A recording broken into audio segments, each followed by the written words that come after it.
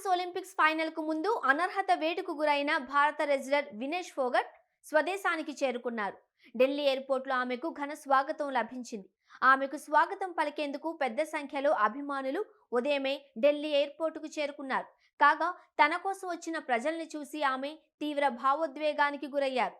కన్నీటి పర్యంతమైన ఆమెను కాంగ్రెస్ ఎంపీ దీపేందర్ హుడా, సాక్షి మాలిక్, బజరంగ్ పునియా ఓదార్చారు. భారీ ర్యాలీగా ఆమె ఎయిర్పోర్ట్ నుండి హర్యానాకు బయలుదేరారు. పారిస్ ఒలింపిక్స్ లో తనపై వేసిన అనర్హతను సవాలు చేస్తూ వినేష్ చేసిన అప్పీల్ను కాస్ కొట్టేసింది. ఫైనల్ కు చేరిన తరువాత అనర్హత వేటు వేయడంతో తనకు రజతం ఇవ్వాలని కోర్టులో అప్పీల్ చేసింది. దీనిపై విచారణ చేపట్టిన హడ్కక్ డివిజన్ తీర్పు వెల్లడించింది. ఫోగట్ చేసిన అప్పీల్ను కాస్ తిరస్కరించిందని ఇండియన్ ఒలింపిక్ సంఘం ప్రకటించింది. యునైటెడ్ వరల్డ్ రెజ్లింగ్ అంతర్జాతీయ ఒలింపిక్ కమిటీ విధించిన అనర్హతపై వినేష్ అప్పీల్ను కాస్ తిరస్కరించడం దిగ్భ్రాంతికి, నిరాశకు గురి చేసిందన్నారు ఇండియన్ ఒలింపిక్ సంఘం అధ్యక్షురాలు పిటి ఉష.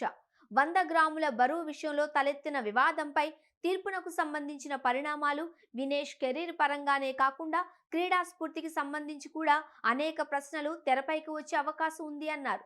కాస్ తీర్పుపై ఇండియన్ ఒలింపిక్ అసోసియేషన్ షాక్ అయింది. ఫోగట్ కు అండగా ఉంటామని భరోసా ఇచ్చింది. ఒలింపిక్స్ లో అనర్హతపై ఇంకా ఎలా ముందుకు వెళ్లాలనుకున్నా వినేష్ కు సాయం అందిస్తామని స్పష్టం చేసింది. పిటిషన్ ను court of arbitration for sports తోసిపుచ్చిన విషయం తెలిసిందే.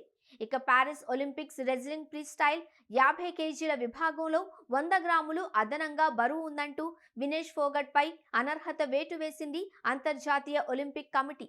ఈ నిర్ణయాన్ని సవాల్ చేయడంతో పాటు 50 కిలోల విభాగంలో ఫైనల్లో ఓడిన క్యూబాకు చెందిన లోపెజ్తో కలిసి తనకు రజత పతకం ఇవ్వాలని వినేష్ ఫోగట్ అప్పీల్ చేశారు.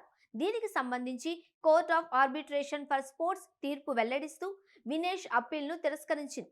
కాగా తాజాగా స్వదేశానికి చేరుకున్న ఫోగట్ కు స్వాగతం పలికేందుకు జనం పెద్ద ఎత్తున తరలి రావడంతో తన కోసం వచ్చిన ప్రజల్ని చూసి ఆమె తీవ్ర భావోద్వేగానికి గురయ్యారు.